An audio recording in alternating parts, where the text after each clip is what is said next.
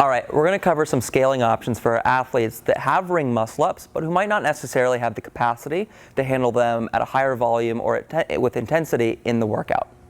The most difficult scale that we're going to go over today is going to involve an athlete setting up with a pair of medium rings.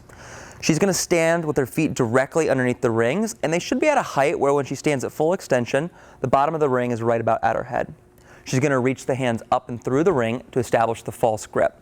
From here, she's going to squat down slightly, and she's going to jump up and pull the rings around her chest to the bottom of the dip. And then she can kip out of it or do a strict dip, lowers herself back down, and resets as needed. If this is still too difficult for our athletes to do in a workout, we're going to transition to a set of lower rings. We've got a box out in front that she's going to place her feet on. She's going to step the heels up onto the box with the bent leg. She has the false grip, and her body is in a horizontal position. She's going to pull the rings down to the sternum, tracing it around the chest as the shoulders go forward, the hips go back, and then presses out with the assistance of the legs, resets to the horizontal row position. From there, she can come out.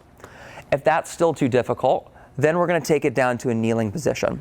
She's going to set up with the knees on the ground directly below the rings and the feet extended back behind her. Note that the laces are flat on the ground rather than the toes being tucked under. She's going to lean back slightly as she keeps the knuckles together, pulls to the base of the sternum, and traces the ring around the chest to the bottom of the dip. If she needs to, she can adjust her feet and then perform the press with or without the assistance of the leg. Now, if that's still too difficult, our final scaling option will involve starting from a standing position. She's going to rock back, leaning back until the legs and body is straight, establishing the false grip once again. Then she's going to pull up and through, shoulders around the rings, presses up, and then back down.